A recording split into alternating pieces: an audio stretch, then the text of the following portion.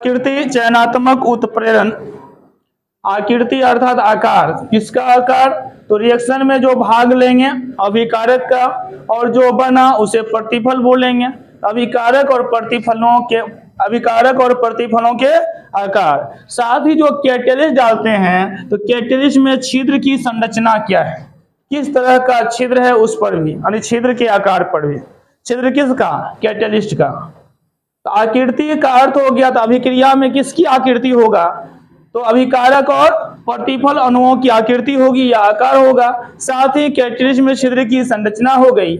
जब इन सब पर जो है उत्प्रेरण निर्भर किया तो वैसे उत्प्रेरण को आकृति चयनात्मक उत्प्रेरण कहेंगे।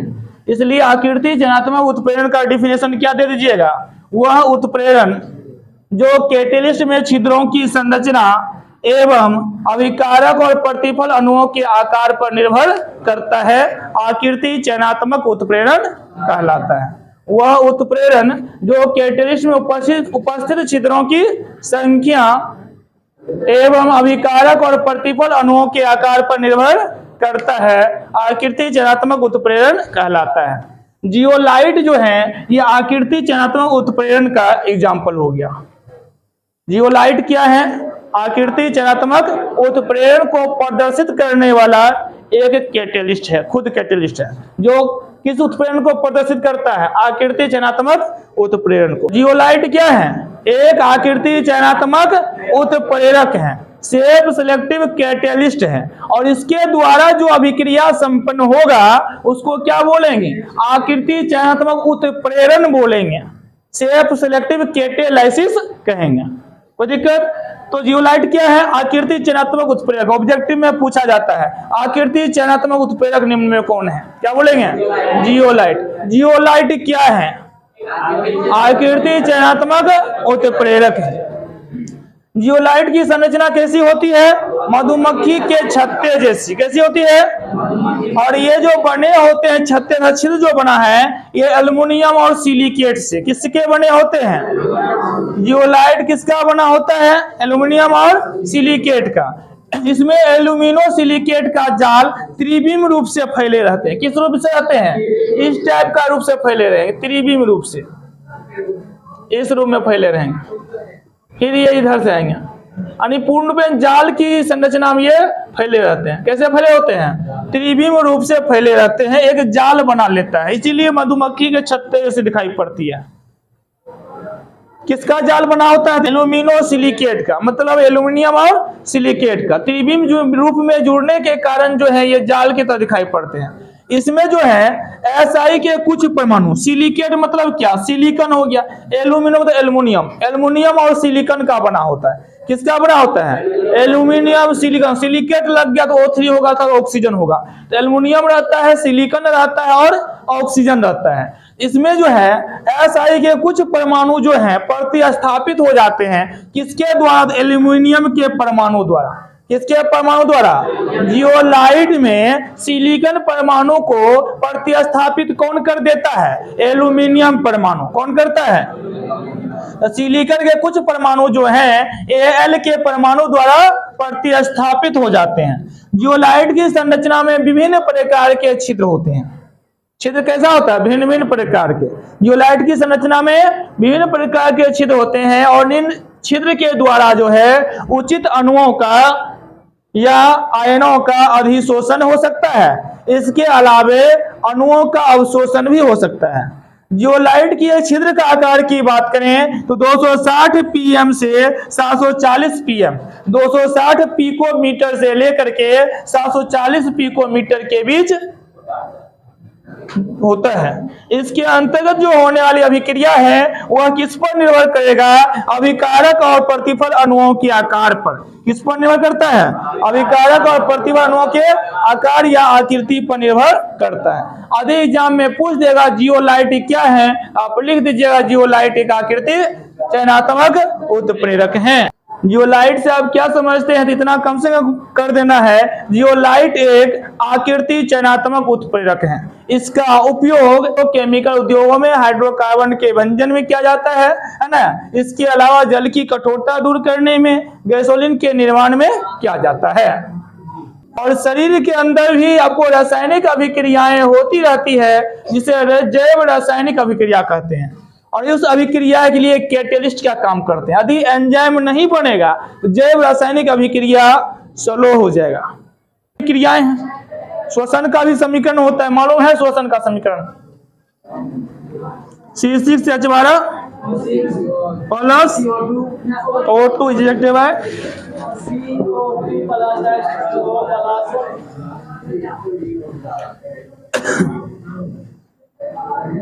रिएक्शन है। कार्बन 6 हाइड्रोजन 12 ऑक्सीजन हो गया 12 6 18 6 6 12। ये श्वसन का समीकरण हो गया। ये भी श्वसन भी क्या है, एक रासायनिक अभिक्रिया है। श्वसन भी क्या है, रासायनिक अभिक्रिया हो गया जो शरीर के अंदर है। तो श्वसन को भी आप जैव रासायनिक अभिक्रिया कर सकते हैं। श्वसन को भी क्या कर सकते हैं, यदि उत्प्रेरक नहीं होगा तो ऊर्जा क्या होगा, कम मात्रा में बनेगा। तो एंजाइम जो है उत्प्रेरक का अर्थात कैटेलिस्ट का काम करता है। अभिक्रिया को क्या करता है, तेज कर देता है, बढ़ा देता है, रेट ऑफ रिएक्शन को बढ़ा देता है। तो ये मत समझिए कि कैटेलिस्ट केवल हम प्रयोगशाला में उपयोग कर सकते हैं। शरीर के अंदर भी अभिक्रियाएं होती है, कुछ पदार्थ बनते हैं और वह पदार्थ जो अभिक्रिया को तेज कर देता है अर्थात उस अभिक्रिया के लिए कैटेलिस्ट का कार्य करता है। तो मानव शरीर का कैटेलिस्ट किसे कहा गया है, तो बोल सकते हैं एंजाइम को, है ना।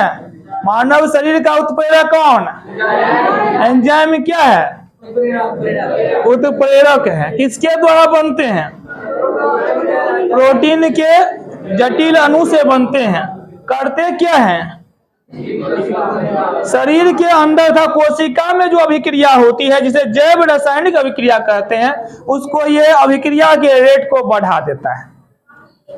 तो एंजाइम क्या है, क्या बोलेंगे, एंजाइम प्रोटीन के जटिल अणु हैं। एंजाइम क्या है, एंजाइम प्रोटीन के जटिल अणु हैं जो जीवित कोशिका में होने वाली, जो जीवित कोशिका में होने वाली जैव रासायनिक अभिक्रिया के लिए कैटेलिस्ट का कार्य करते हैं।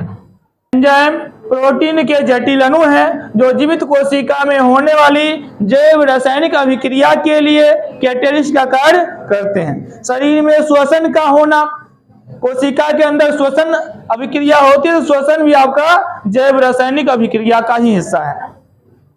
इसके अलावा एंजाइम उत्प्रेरण, एंजाइम आप जान चुके हैं एक विशेष प्रकार के जटिल प्रोटीन के जटिल अणु हैं। एंजाइम क्या है, विशेष प्रकार के प्रोटीन के जटिल अणु हैं। कहाँ पे इसका निर्माण होता है, तो शरीर की कोशिकाओं में। कहाँ पे होता है, और ये क्या कहेंगे, शरीर के अंदर जो होने वाली रासायनिक अभिक्रिया है उसके लिए कैटेलिस्ट का कार्य करते हैं। तो शरीर के अंदर जो अभिक्रिया होगा उसे क्या बोला जाएगा, जैव रासायनिक अभिक्रिया। शरीर के अंदर होने वाली अभिक्रिया को, कोशिकाओं के अंदर होने वाली अभिक्रिया को जैव रासायनिक अभिक्रिया कहते हैं। कोशिकाओं के अंदर होने वाली अभिक्रिया को जैव रासायनिक अभिक्रिया कहेंगे। और जब जैव रासायनिक अभिक्रिया के रेट को बढ़ा देगा उस पदार्थ को कैटेलिस्ट कहेंगे। तो जैव रासायनिक अभिक्रिया को रेट को बढ़ाने वाला पदार्थ कौन है, एंजाइम है। तो जब एंजाइम जो है रेट को बढ़ा देगा उस प्रक्रिया को कहेंगे एंजाइम उत्प्रेरण, है ना। और शरीर के अंदर अभिक्रिया होती है जैव रासायनिक अभिक्रिया कहते हैं, और उसमें कैटेलिस्ट आ जाएगा, उसका यदि रेट बढ़ जाएगा उसे जैव रासायनिक उत्प्रेरण भी कह सकते हैं। तो एंजाइम उत्प्रेरण का दूसरा नाम क्या हो सकता है, जैव रासायनिक उत्प्रेरण भी। क्या हो सकता है, जैव रासायनिक उत्प्रेरण। दोनों का सेम डिफिनेशन हो जाएगा, जैव रासायनिक उत्प्रेरण या एंजाइम उत्प्रेरण, दोनों का परिभाषा सेम होगा। क्योंकि एंजाइम ही जैव रासायनिक अभिक्रिया को रेट को बढ़ाने का काम करेंगे। एंजाइम खुद कैटेलिस्ट है, रेट को बढ़ाने वाला है। एंजाइम उत्प्रेरण करने मतलब इलेक्ट्रोलाइसिस होगा, उत्प्रेरण होगा, लेकिन किसके द्वारा होगा, एंजाइम के द्वारा। कुछ शरीर के अंदर जो एंजाइम बनते हैं उसका नाम यदि पूछेंगे तो कह देंगे डायस्टेस है, इनवर्टेस है, जाइमेस है। ये सब शरीर के अंदर का एंजाइम हो गया, शरीर का एंजाइम अर्थात कैटेलिस्ट। कोशिकाओं का कैटलिस्ट कौन हो गया? एंजाइम। कौन कौन एंजाइम है? डायस्टेस, जाइमेस, इनवर्टेस, इन सब का नाम सुने होंगे। तो इनवर्टेस, जाइमेस, डायस्टेस ये सब एंजाइम है, अर्थात कोशिकाओं का कैटलिस्ट है। कोशिकाओं के अंदर होने वाले विक्रिया के लिए क्या है? कैटलिस्ट है। तो उत्प्रेरण होगा किसके द्वारा? होगा एंजाइम के द्वारा। तो उसे क्या कहेंगे? एंजाइम उत्प्रेरण। जब उत्प्रेरण किसके द्वारा हो? एंजाइम के द्वारा होगा तो उसे क्या कहेंगे? एंजाइम उत्प्रेरण। इसलिए डिफिनेशन क्या देंगे? एंजाइम द्वारा होने वाले उत्प्रेरण को, एंजाइम द्वारा होने वाले उत्प्रेरण को एंजाइम उत्प्रेरण या जैव रासायनिक उत्प्रेरण कहते हैं। एंजाइम के द्वारा होने वाले उत्प्रेरण को एंजाइम उत्प्रेरण या जैव रासायनिक उत्प्रेरण कहते हैं। यहाँ देखिए C6H10O5 है, ये एक जटिल अणु है, N लगा हुआ है। जल के द्वारा इसको संयोजन कराया गया, कब? जब डायस्टेस एंजाइम रहा तब, और अभिक्रिया के उपरांत बन गया C12H12O11, अर्थात कार्बोहाइड्रेट का निर्माण हो गया। कितने अणु? तो N अणु। कितने अणु का? N अणु का। ये है ग्लूकोज C6H12O6। जब ग्लूकोज की अभिक्रिया जो है जाइमेस एंजाइम की उपस्थिति में होता है तो बन जाता है इथेनॉल। क्या बनता है? साथ ही CO2 गैस का उत्पादन होता है।